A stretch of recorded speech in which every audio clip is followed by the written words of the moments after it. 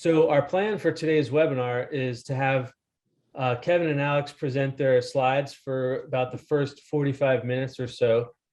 And then we're going to follow that with a live question and answer session. So if you have a question for the speakers at any point during the presentation, there's a Q&A tab on the bottom part of your screen. Just type a question into there and we will address as many as we can after the slides. The program is being recorded and it's going to be archived for rewatching. That'll be at www.chemengeonline.com/webcasts.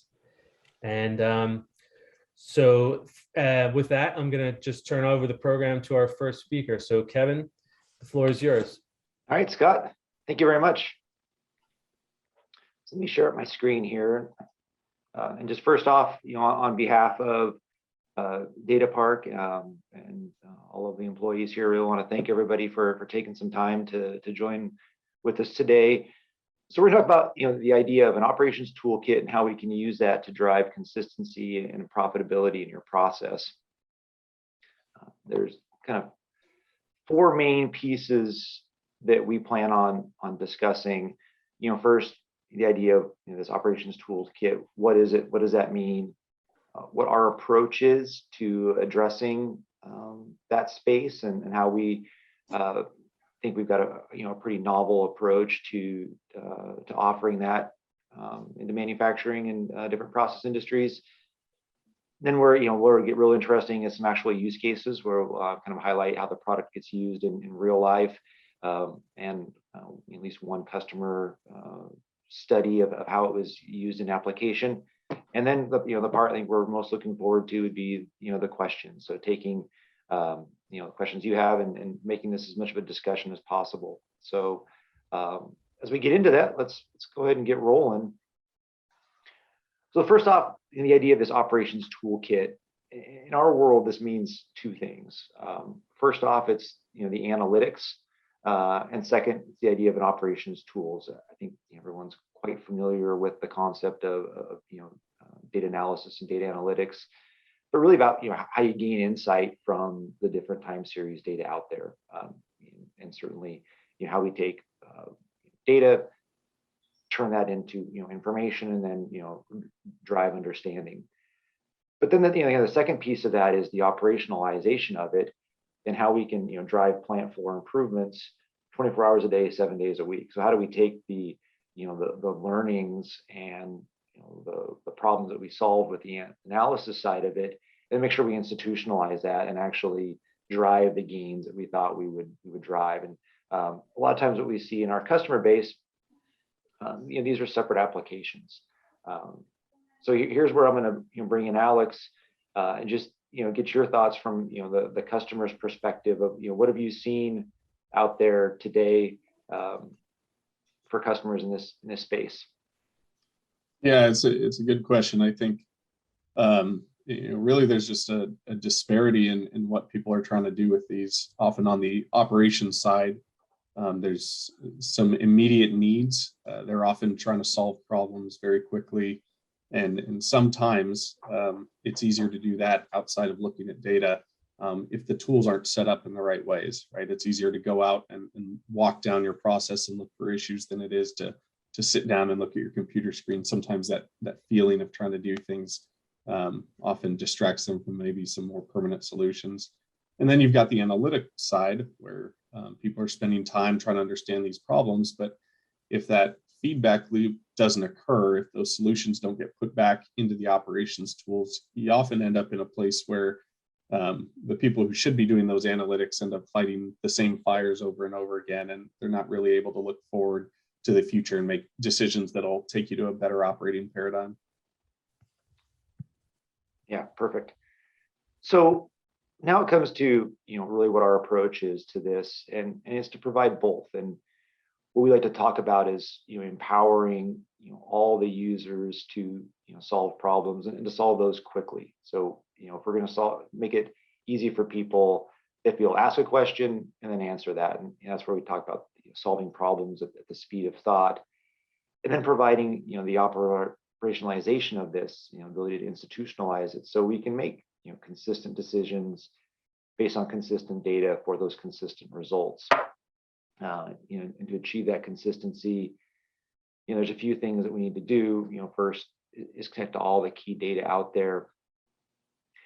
Have tools that are let you make decisions in real time, so that we're connected to all the real-time historians, and that it's really meant to be a real-time tool. And then through ease of use, empower those process experts to solve the problem, and then as Alex mentioned, institutionalize it. Anything else you'd add to that one, Alex? I think you hit the key points. Really the goal is understanding the process. Obviously, we have folks in technical spaces that are, they've got years of experience, and what you'd like to do is be able to capture that, be able to leverage that, and really create kind of this operating space where that knowledge is built into the tools, so that person may not need to be there at the onset. So you can raise the level of your operations staff. They can kind of do more, and then it kind of frees up that ability to kind of take things a step further. And in general, we talk about consistency, but what does that mean? Consistency does two things for you, right? Consistency, first and foremost, means that you're not running into upsets. That could be on a quality side, that could be on a mechanical side, whatever that is. But the other piece to consistency is that you have a place where you want to run. So when you start looking at other analytics, things like that, you've figured out where you want your operating space to be. If you're kind of bouncing around in a couple different operating ranges, it's a lot harder to monitor that and be proactive about solving those solutions. Yeah. Thanks, Alex. So now when we talk about the data park side, there's kind of 5 main layers to it, and we that core is the data, and we color that differently because oftentimes the data layer exists. People have spent decades building out data infrastructure, and really what we're trying to do is leverage those existing investments, leverage what you have today, and turn that into the value. So whether that's a historian, a lab quality, MES, maintenance management, ERP, that data may exist today and forms that core foundation. Then we get to some of the pieces that the data park platform brings, and first and foremost is that connectivity and transformation. It's ability to connect to that data where it exists, and so we can maintain that single version of the truth, and then transform it in 2 ways. Transform it for performance. So as you're trying to do a deep dive analysis of a unit operation, and you want to look at 1 year or maybe multiple years of data for some trend analysis, you can do that quickly and efficiently. And we have ways to speed up the retrieval of data beyond what the core historian can provide. And then also transforming it for operational context. If you want to look at data based upon what type of products you are producing, and look at data in that way, or look at data in a shift perspective. There's a number of different operational contexts that we want to look at, and having the ability to transform that data as necessary exists. And then we get to what we call that self-service data analysis layer, which is that how we empower the people in the plants, the subject matter experts who know that process, who know that plant, and really give them a self-service tool to make decisions. And there we're really trying to solve the 90% of the problems that you run into, and that are addressed by 90% of the people. So that really the common, often data tasks, providing the kind of the best of breed from a data analysis perspective. But then knowing we're not the end all be all of all analytics, where we want to do is plus provide an access to third-party analytics. So as you have advanced analytics that have been built by the machine that the equipment vendor that you use, or some industry specific advanced analytics, or something that's built within your own app, your own company, we can have access to get data up into those third-party tools, and then also, make sure we can bring those down as part of the self-service data analysis. Since we've already have the data platform in place, it's easy for us to now provide that access. And then lastly, on the outside is that operationalization. So taking all of this data that's been created, all the learnings that have been found, and making sure that we can institutionalize that so that those gains are realized at the plant floor in a 24-hour a day, 7-day a week operation. And kind of where that begins is this, as an integrated solution. So, a simple goal of ours is, one data analysis system for all types of data. So I mentioned, we can leverage the existing investments that have been made in the organization and just easily bolt on top of those. So whether you have existing historians from any of the major vendors, lab quality systems, we can sit on top of those as necessary. So and we certainly is on a case-by-case basis for people who do have gaps in data. We have some data management capabilities, but are also able to leverage the existing investments. And so Alex, here, I think you were going to chat a little bit about kind of what that might mean from a plant or an enterprise perspective. Yeah, I think at the end of the day, everything comes down to value. We're always looking to improve things, but we run businesses, so how can we drive this to value? And really, for us, that's getting you to a point where you can make data-driven decisions in real time. Whether that's increasing production efficiency, throughput, could be reducing your variable costs. A lot of times, just getting to a place where you can measure those things is step one. And then just improving overall quality, taking some of that variability out of the system, making sure that you can run consistently in spaces that you want to. And that's done at a single plant using all their systems. I think on the slide before you showed a bunch of different connections. It's really nice to be able to connect to a number of different systems and get all that data in one place. So getting rid of that siloing. And then even at an enterprise level, if we can connect to different systems, you can do so much more. I always harp on local flexibility and corporate uniformity, the idea that plants will always have plant-specific issues that you can't predict. And you need to be able to roll that data up in meaningful ways to make more holistic decisions about your assets and ultimately decide where to invest those dollars to drive even more value. So I think that's probably a good synopsis. I think we probably have a couple of case studies here to follow that'll highlight some of these things, and then maybe we can talk about them in the Q&A. Yeah, perfect. Thanks, Alex. So now let's get into what this means from a practical standpoint. We really like to focus on the practical solutions, a lot of engineering background. So let's look at a couple of examples. So this first one is a use case where we had a process issue. It was causing poor quality. We didn't really know what the root cause was. So what we needed to do is first we had to identify we had a problem, come up with the root cause, and then take those findings and implement some operational feedback. So let's kind of watch this in action.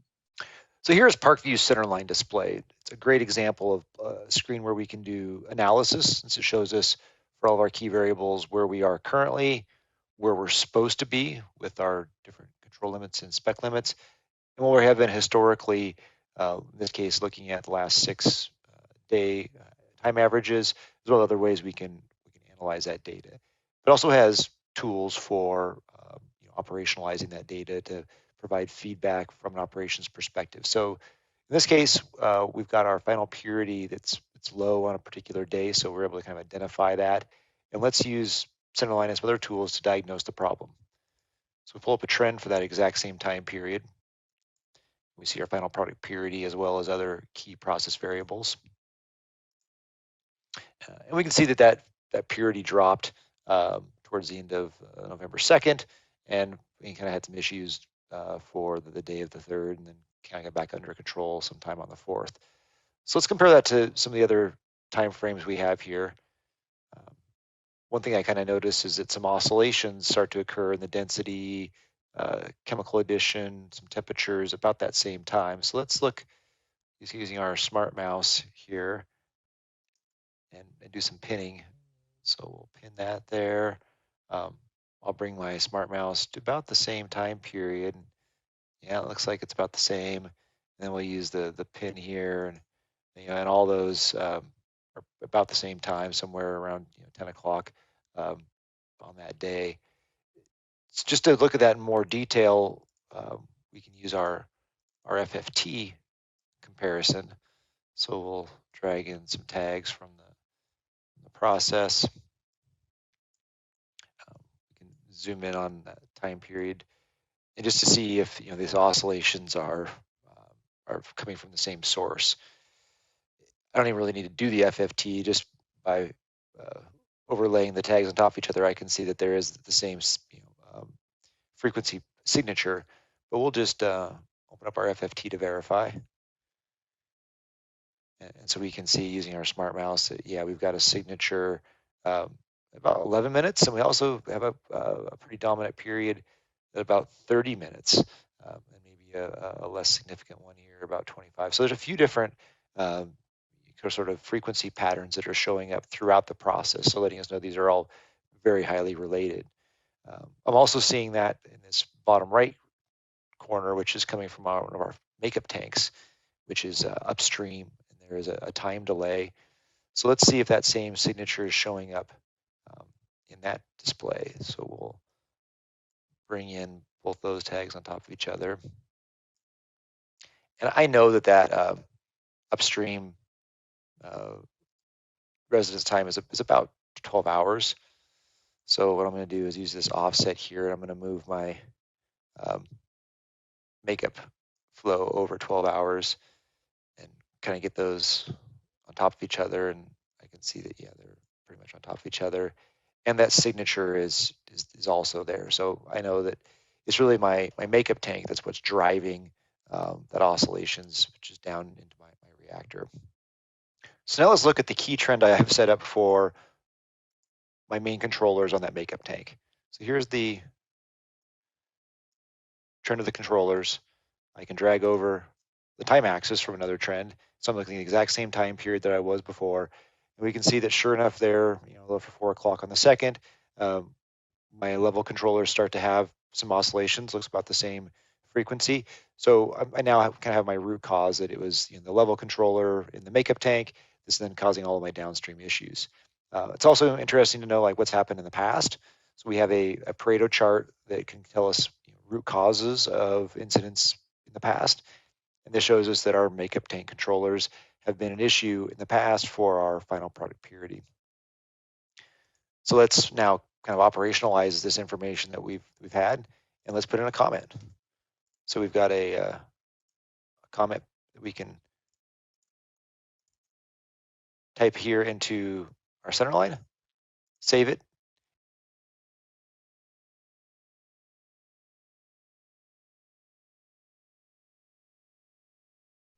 So now once that comment's been saved, now that's persistent and available to anybody who's now looking at that center line going forward. So just one example where we've operationalized that. There's certainly a few other considerations and things that we could do within the product or different ways to look at it. Alex, you want to add a little more kind of color commentary there? Yeah, I think it's a great example. I think looking at a process, noticing some kind of indicator that there's an issue, being able to track that signal through and determining that there are some loop issues, whether that's a tuning issue or some mechanical failure on some piece of equipment.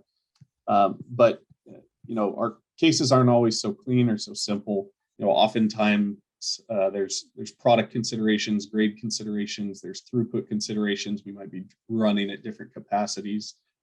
Being able to set up some data modeling around that, kind of in a perfect world, you would key off some of those indicators beforehand. While the visualization tools are very powerful, and we kind of visually were able to track through setting up some cross correlation notifications, things like that. As a frontline technical user, I'd want to be able to set some things up to kind of capture that, and we certainly have the option to do that. But it is a great story. I think it walks through some of the issues, and then, to really drive it home, putting that note back so the operations tool that they're using when they run into similar issues, something as simple as a comment like that can give them the information that they need to run better kind of moving forward. Looking at that Pareto event, it's obviously something that's happened before. So anytime you can provide that feedback, it's pretty important. Yeah. Thanks, Alex. So now let's look at our second use case here, which is around consistency in a situation where we weren't necessarily running consistent, and kind of helping us get there. This is another example that we did with within our demo system, and where we saw that we were not running consistent product to product, and felt like, okay, we needed some better targets to make sure that we are running a consistent target to run to run, and kind of how do we do all of that, identify, determine what the new targets are, and then operationalize those new targets. So in this case, we're going to use centerline in a slightly different way to answer a slightly different question. What we're wanting to do here is come up with some new targets for our steam and our chemical supply. We've been having some issues consistently running our grades shift to shift. So in this case, we've got centerline now set up to show the last 4 times we've made a particular product or grade, whatever it's referred to in your plant. In this case, it's GH3D2018. And we've had some variability in our key quality parameters. So to help us come up with that target, let's take a look at one of our good grade runs and look at a shift that ran it really well to help us identify what those new targets should be. So here we see one of our longer runs, and just looking at the key quality variables, D shift did pretty well, B shift did okay, D shift had another pretty good run. And looking from a runnability perspective, D shift did well, A shift had some issues, B shift did okay, C shift had some issues, and then D shift brought us up out of one of those issues. So kind of leaning towards D shift being the shift that I'm going to use to set my new targets. So one way we can now determine the new target is to use our advanced run filtering here in the trend to show only the data when particular product is being made, as well as when that particular shift is running. So we're going to bring over our crew tag, filter that. And what we're going to do is we're going to look at the last 4 times that those 2 combinations took place. And we can do lots of different criteria in this advanced filtering, but for this case, these 2 criteria is what I'm interested in. I'm going to load the 3 longest runs.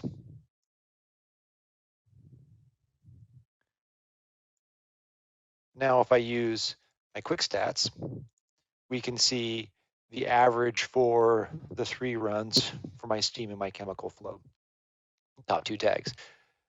The other way we can do it, and the way I'm going to do it for this particular situation, is we can use centerline to do that analysis.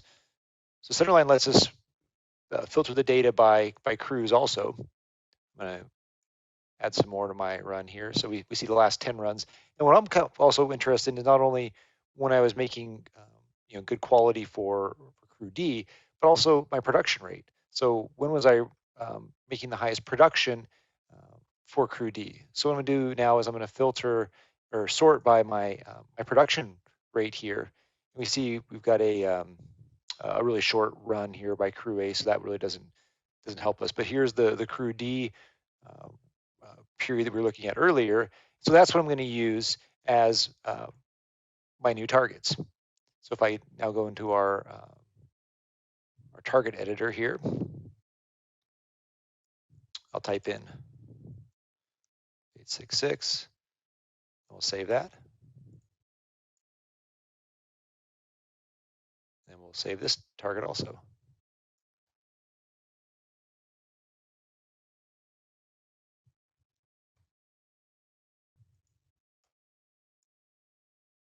So there now I've operationalized those new targets to help my my process run most efficiently in the future.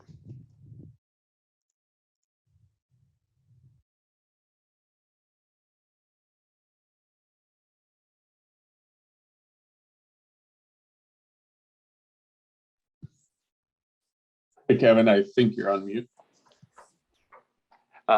as I say, you want to add a few more thoughts on use case 2 and some other considerations we could have done? Yeah.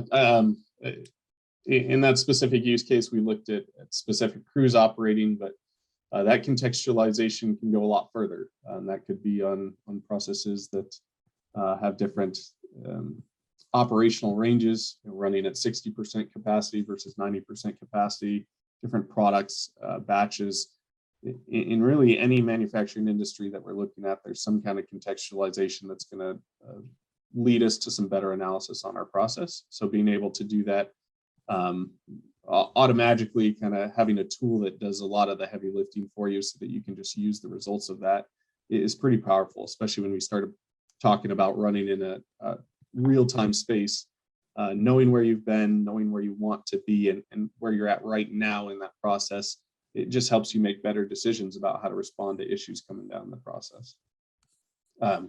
Looking at a little bit further, even something as simple as product trials or machine trials or equipment trials, categorizing those things for these time periods, being able to look at what's working, what's not working, and then feeding back into the process is going to help you move your process forward. Perfect. Well, it wouldn't be a live webinar without at least one of us being on mute. So thanks for helping me out there. So I know you have to run to an important customer call here, Alex. So let's. I'd like to jump to one of the case studies that you're really familiar with and go through that before we lose you. If that works. Yeah, you bet. We'll jump right over.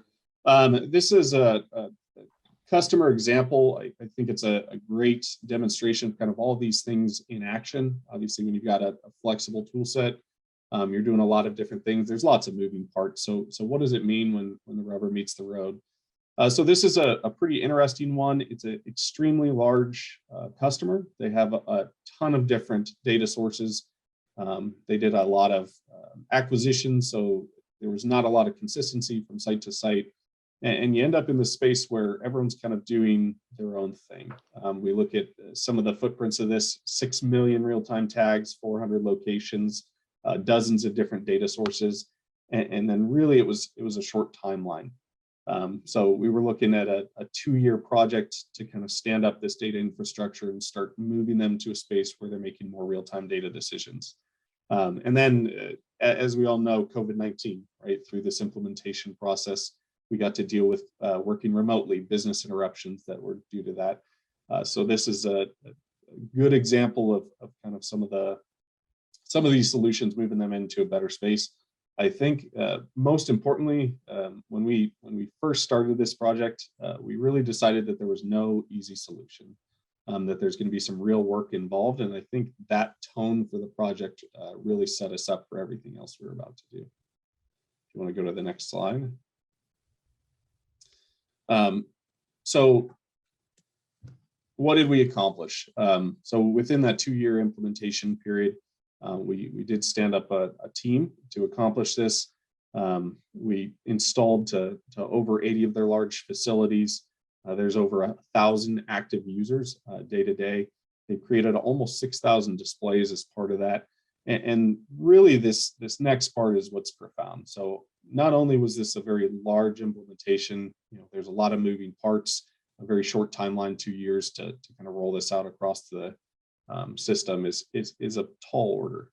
But they were able to achieve true operational savings during the implementation phase.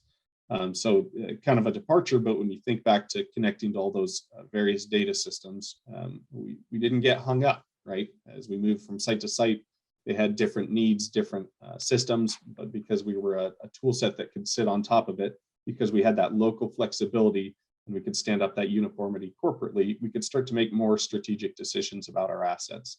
One of the hard things is people always make the best decisions they can given the information they have. And this is one of those scenarios where they had people at local facilities making the best decisions that they could. But there are things that affected them. There are things upstream, there are things downstream. And without that information, you don't know what's right for the good of the entire system. So through that journey, at 12 months, we had reported 10 million in annualized savings, and then 17 million at 18 months. And I can tell you that Today, we're a whole lot further than that. And that's just during the implementation phase. So getting the data, taking that and putting it in the hands of the people who are making those decisions, you don't have to do much else. They're going to do what they've always done. They're just going to be better equipped to do it. So I think that's probably a quick summary without going down a rabbit hole. Did I miss anything, Kevin? No, this is good. I mean, it's a fantastic story, and certainly a good use case that looks at the whole picture and all the different things that the data park brings. So no, this is great. And I do have to bow out for the to help with some plan issues. So please send questions to me. I'll make sure we get them answered in regards to this or anything we've talked about. And I appreciate everyone taking the time. Yeah. Thanks, Alex. If any questions come up that I'm not able to answer, I'll circle back with you and we'll get them answered. You bet. Thanks, everybody. Yep. Thank you. So before we go to the questions, there is kind of one other use case from a product perspective that I wanted to show. And this comes from one of our engineers, did this at an actual plant site. So it's a pretty interesting case of where it ended up being a sensor in the field had failed. And this was a real key sensor needed for for operations and used very regularly by the operator. And so they had to figure out a solution without having to take a downtime and replace the sensor. So we ended up using our modeling capabilities and built a software sensor. So this one jumps right into solving the problem. So I'm going to set the stage just a little bit here. What had happened is this is a large boiler, and the key steam flow measurement was had some abnormalities on their high performance process graphics. This is a process graphic that's developed inside Data Park, and it's used by the plant floor to see what's going on. So they noticed that there were some issues, and the first thing they're going to do is say, is this a sensor issue, or is the boiler actually acting in an upset condition, and and the steam flow is actually swinging this much? So you'll see Ron here, one of our key engineers, starting that exercise right when we get going here. High-res graphic the operator normally looks at, but we're going to go to a trend where we can actually build a model from. Here's a typical data in the top left are the primary tags. We're going to zoom in on the tag he's looking at. That's the one that looks a little odd. We're going to go ahead and sync the rest. There is no change in the operation, so we assume that it's really not a valid reading. So we're going to go take a look at a 7-day trend on that guy, and we're going to add a couple more tags to him. I think this orange one's kind of important, and it might be able to help, and the steam condensate flow tags certainly should help on there. So I've added those 2 tags to the display. Get him over there, add them. I'm going to go ahead and right click, and I'm going to go to the park model. We're going to do a PLS model. He's going to come up. R squared is 0.89. That's not bad. If you look at the 4 tags down here, they all have equal contributions to that, so there's no point of throwing them away. That's pretty good, so we'll just go ahead and keep that. We'll go to the tools bar, and we'll launch a trend that it's got all the tags on it plus the contribution, or the actual new tag that we've created. We're going to go ahead and get rid of the modeling tool because we're done with it now. The last tag is the new tag, and I'm going to drag him over and drop him on the other trend. And I can get rid of this pop-up. Don't need him anymore. The new one is this odd colored one. I'm going to go ahead and right-click and change him red. And then his scale isn't quite right, so I'm going to go 0 to 150 to make him the same as the blue one or green one. Now he's right on top of the green one. I'm going to go ahead and get rid of the 2 tags that we added as part of them to build the model. Now we're back to normal, and the operator has a pretty good indication of what's actually going on when the meter doesn't work. He can hide it if he wants. He doesn't have to, can unhide it when he needs later. So there, I think what always strikes me about that video is just the simplicity, and in a couple of minutes we're able to build a live software sensor to replace that steam flow measurement, and from operational standpoint, now that operator can bring that calculation up when they're having sensor issues. This way, they're able to keep running the boiler until they have actual scheduled maintenance down to go ahead and replace that. So it was just a real simple example, but very powerful and certainly very impactful to the operations. And it's these kinds of things, whether it's through Centerline, whether it's through starting with a process graphic, a trend and modeling, we really try to make it easy to solve the problem, and then make it easy to get value from it from an operational perspective.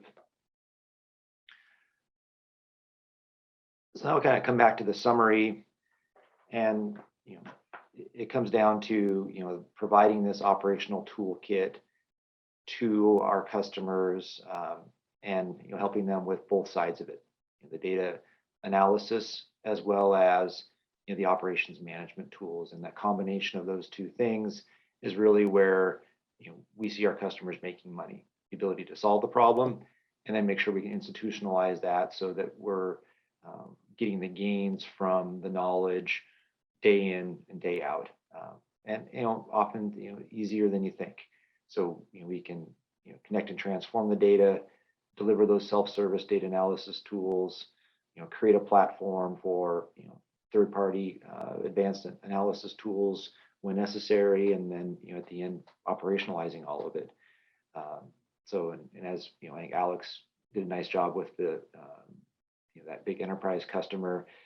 It takes a lot of hard work, and there's certainly no silver bullet, but getting started is certainly possible, and we can we talk about think big and starting small. So that's what we had planned for our chat today. Again, this is really the goal is to give you a little bit of a flavor for what it is we do with Data Park, and then get some of your questions and see if we can turn into a bit of a discussion.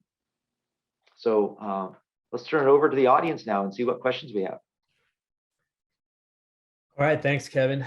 Yeah, so as Kevin said, if you have a question, type it into the Q&A box and submit it. And as Alex indicated before, he's not on anymore, but he will be able to collect all the questions. So if you have something that he can answer, he can get back to you. He can get back to you offline on that. But for now, we'll go to questions, and Kevin will address some of these. So first of all, Kevin, at the end, you were kind of mentioning, starting small, getting going here. So can you just say more about what a plant would need to have in place in order to get started on this? Yeah, so it starts with from a technical standpoint, it starts with the data, and oftentimes that data exists, whether it's in an existing historian, so we can connect to that. But I think that the biggest thing is just some buy-in across the organization, and desire to get better. That's really the biggest thing. Is if when we have customers who are committed to getting better, that's what we need. The technology is the place where we can overcome the technology's hurdles really easily, and so it's just identifying that pain point and having that commitment to get started. Very good. So what about some of the things that you've seen in terms of hurdles? What would be some of the things that maybe hinder people in the initial starting, when they're getting started? Yeah, I think it gets back to that, just the commitment to getting better. We did a webinar a while back.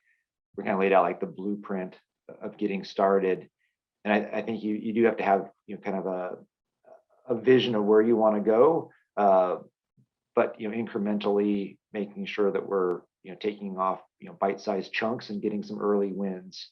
So, having that commitment to improving the organization, sometimes this does drive a bit of a culture shift, and having kind of the commitment to doing that is important. But as we talk about, in that case, making sure we keep that long-term vision in mind as we, get some quick wins and bite off smaller pieces. So I think just, having a champion that's going to help on the, the customer side, navigate the process is really critical. So there's a question that came in on regarding the last case study. The question was, what tool was used in that last case study to create a model trend?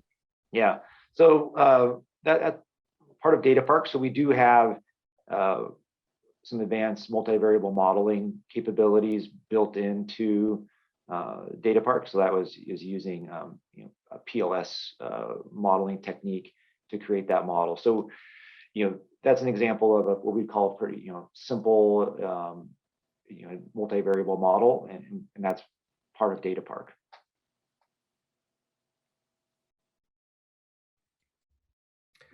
All right. Let's see. So next we have yeah. So what about the how would Data Park integrate with an existing manufacturing system? Maybe you can share some of your experience with that. Yeah. So there's a couple of kind of flavors of that. Usually when we talk about the the manufacturing systems, we're talking about the the data historian, maybe the manufacturing execution system that does some planning and scheduling and production tracking. And we've been doing this over 20 years now. So we have a library of drivers that let us integrate really efficiently and really quickly with whatever systems are out there. So we really are committed to leveraging what systems are currently in place. It's just a matter of kind of identifying what they are and building those connectors. That first kind of connectivity and transformation piece of the project, that's a matter of a week or a couple of weeks of a project. So it's a really sort of short, fast timeline, that integration.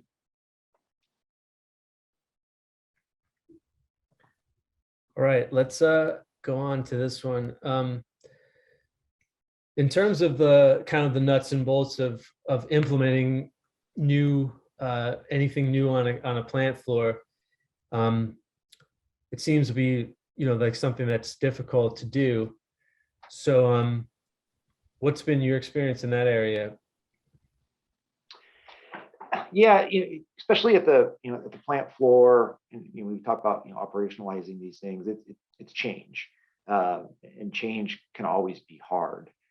I think we've had a lot of experience. We've had a lot of experience doing this, and I think where first the idea of this of a buy-in is important. That there does need to be commitment on the customer side to see this change through. But the fact that the tools are really intuitive and really easy to use, and that we can empower and improve every individual, that through a little bit of training and a little bit of experience, we're highly successful, and we're not trying to rip out the automation layer and replace the control screens that an operator is familiar with. So it can be we're not really changing the knobs that they're used to turning on a day-to-day basis. We're providing a complementary system. So just make sure that we educate what the goals, what the benefits are, and work with them to make it as seamless as possible. So change is always a challenge, but I think we've been very successful through our implementation methodology, as well as the tools themselves make that very successful.